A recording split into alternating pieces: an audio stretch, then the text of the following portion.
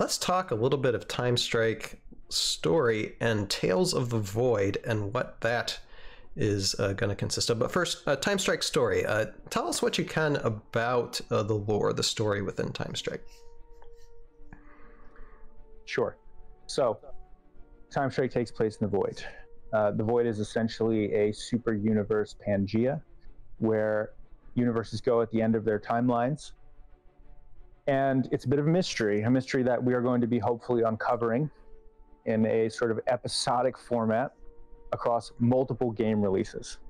So the first game, The Shadow of Fear, is set in the Void, where characters from the universes of the Fallen and characters from the universes of the Meek are kind of ripped from their timelines, and they find themselves in the Void. They're going to be discovering each other for the first time ever, and what they're facing, the primary sort of motivation or the obstacle, let's say the challenge that our heroes are facing and our villains are facing in this first release of TimeStrike is fear. And so obviously throughout the story, they're going to be sort of trying to overcome the deep fears that they have from their past. And they're going to be relying on each other. They're going to be challenged by the Void throughout that journey.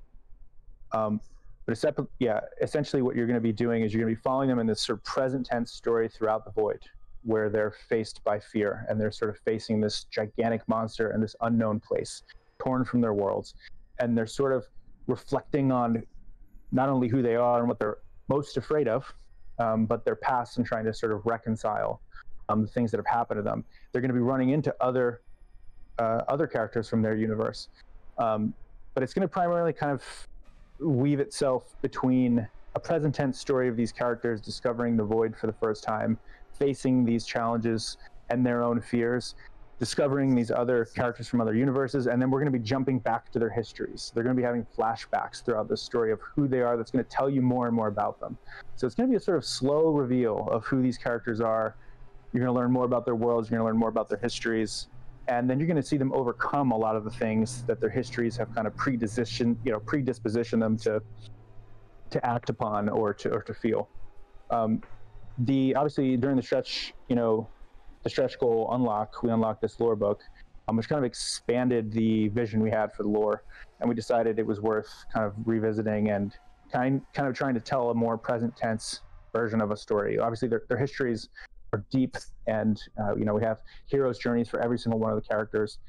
Their histories, their backgrounds, what town they grew up in, who their parents were, what their friends were. So that'll all be in the lore book as well. You'll get their histories, sort of told almost like an encyclopedic format. But then you're also going to get this present tense journey now, which tells the story of what they're going through. And now each one of these will sort of end with our characters kind of facing that monster, in this case, fear. But it'll be a cliffhanger, so that the next time we launch, Heart of Desire or the next themed box, you'll pick up where those characters left off. You'll be introduced to new characters, and they'll be facing new challenges. So that is effectively a little glimpse into what you can expect from our lore book. The main characters are obviously, you have Mara, you have Jake, you have Gula, you have Hod. We could talk about each one of these characters, at great length. But I don't know if we have time for all that. Do you have any specific questions about the lore? Well, I wanted to ask particular about the lore book. Is that going to be released basically with the game? Will there be like digital files of it? And that process? What's happening within the story? Is it still being developed? I mean, I kind of know this question already, but I'll allow you to answer it. It is still being developed. It's very far along, however. I would say that it is the target deadline for us to be completed is March 1st. So we have only a couple of days now to really wrap it up. We'll obviously consult with a lot of people, have them review it. We'll have editors, we'll have graphic designers, all sorts of people have their hands in it between now and then to make sure it's picture perfect for release. The format you're going to get it in, we're really excited. This is kind of an announcement, but we're going to be able to do it in a hardcover format. It's going to come in every single box of TimeStrike. So you're going to get a hardcover lore book in every single box of TimeStrike, and we're ecstatic about that. And we've been talking to our manufacturing partners about it and just trying to make sure it's a really, really quality item that all of our backers get. I don't know if it'll be released in every box of it, every print run into the future. So maybe it's an exclusive, could be just a Kickstarter exclusive. We'll see. But for now, you're definitely going to get that in every box of TimeStrike, and we're super stoked about it. So we will be also, sorry, Chris, we will also probably be releasing it online. So, you'll have access to it. It won't just be like, hey, I only have access to the lore if I made the purchase. You just only have the hardcover, potentially limited item. I think when Jeremy heard hardcover lore book, he fell back out of his chair. I always appreciate a good hardcover book, especially if it's about a game. It just incent. Oh, what's the word? It's my my validation. There's. I got a hardcover lore book. Now it's worth it. Yeah. Yeah. Look, we spent years crafting these stories, and so they mean a lot to us. And obviously, it adds cost to a product to add a hardcover lore book, but totally worth it. It's an item I'm excited to have. Stories, or the time and the effort we put into crafting these stories for these characters. It's we have to serve them right. Yep. Yeah, and obviously it's going to be illustrated, right? So you're going to have all the artwork from the tremendous Adam Martin, who did the artwork for TimeStrike, the box art, everything, all the character artwork. That'll be all throughout it. We've got new artwork that'll be in it as well that no one's seen yet, which will kind of help you kind of visualize the void and that sort of present tense journey as you're reading through it. So if any of you have watched The Witcher, it's not so dissimilar from that. Like, stories are kind of told across different timelines, but they're interwoven, and eventually it'll all make sense as you get to them. Yeah, currently doing a read up on those books. So, yeah, go ahead.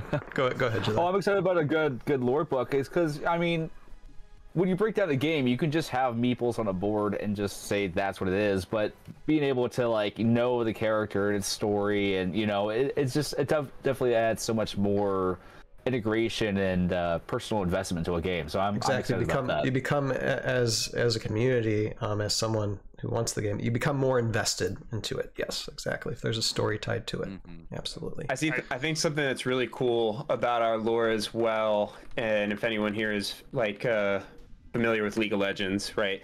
Because the void is what it is, and it's bringing in all these different universes. For this lore book, you're going to get the Fallen, and you're going to get the Meek. But in the next lore book, you get the Lamplighters, and you get the She-Kind, and no two stories are really alike. And all of a sudden, you have 4 stories happening in their own universes that you can go back and view and learn about these characters and the history of them. But then you have the present story at the same time, and it works really, really well, and we were never limited by our choices. Because its universes colliding, our character limitations as well as our art limitations were removed from us. If you want a whole world of fairy pirates, have a world of fairy pirates. Whatever you want to do. They came in from the fairy pirate universe where they wore cloud shoes. Wonderful. Nice. You can do it. I really like it. Cloud or clown? Cloud. Oh, okay. Fairy clown. That would be a cool. Clown sounds very horrific. That would be funny. Unknown universe. There's a universe for everything. One has clowns, one has clouds. Why not? Why not? Absolutely. And how about Tales of the Void? Like I said, I already announced this on Tales of Hell YouTube channel. But this will end up being, we're in currently the pre-production stage of this, to where I'm just thinking of ideas. It's more like people from Adventure Together Games is saying, Ryan, hold yourself back just a little bit before we start taking off. And I'm like, okay. But it's basically going to be the development of a visually narrative story through stop motion, the way I did it with Tales of Baja, the Aftermath Chronicles. So that for me is a big thrill. It's going to take a lot of time, and we have a lot of discussions, like I'm already starting to do.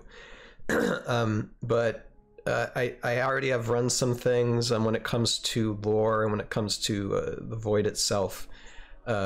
With these guys through Adventure Together Games, and I got to turn it to Chris though, because I don't know what to talk about and what not to talk about when it comes to this.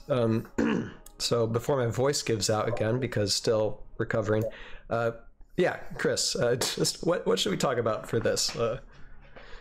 Well, I'll start by saying that you were pretty instrumental in helping us put, a couple of the final touches and pieces together for the Void and the overarching narrative of TimeStrike.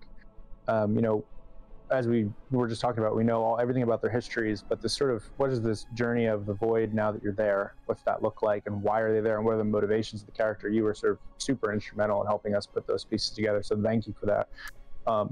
Tales of the Void, I mean, I've been a fan of your stop motion for years now, right? I think I reached out 3-4 years ago and just let you know it was incredible to see. And so I've always kind of been hopeful that you would want to, put your artistry onto something that we created. So Tales of the Void, first and foremost, I think just the format of stop motion is absolutely incredible for tabletop. I mean, the actual pieces you play the game with, on the actual boards you play the game with, and then telling a story in that format is like, to me, it's remarkable and it's perfect. It's exactly how the story should be told, in my opinion. So I'm super, super excited for this collaboration, and I know how talented of a storyteller you are and how dedicated of an artist you are. So I think that you can pretty much say anything except giving away the end. Yeah. What is the end? Ooh, I got ideas for that. Well, no, I mean, there's just, I mean, I haven't been furiously writing things because there's been a lot of things going on in my life. And also, I mean, I have things with HeroScape and stuff to keep up with. But it doesn't mean I don't brainstorm, and it doesn't mean I don't think about it. And I have just a list of just notes of things that could be happening right away. And there's also what we're thinking as far as concepts go.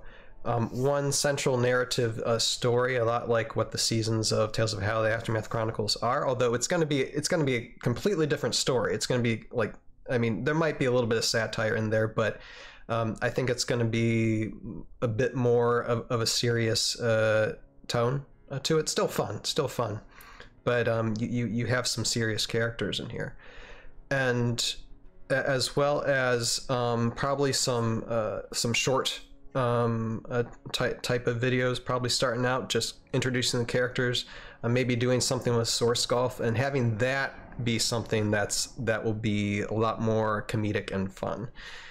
So yeah, I mean, that's all I probably want to say about that, because yeah, I mean, until I really start taking my T3i and start snapping pictures to animate this stuff, yeah, I don't know how much more I want to really get into, other than just everybody. It's gonna be fun when it all starts coming out and all starts getting developed. Yeah, that's all. And stay tuned. Yeah, it's gonna be the meeting of our minds. I think it's gonna be pretty phenomenal. It's definitely. I mean, for me, when I started the YouTube channel, I started animating. I mean, it was mostly to save my life, in a sense, and to come out of it through this. I mean, I had an inkling to hope that maybe someone out there might notice something that I do, and so for it to come to this point, I'm very very grateful and very thankful for what opportunities can come from it, because there's no way I can make games. I'm not like that type of mind to make games. I'm Tales. I'm a storyteller. So so I'm glad to be a part of it. All right. If you build it, they will come. Yeah, exactly. If you source it, they will come. That's the tagline.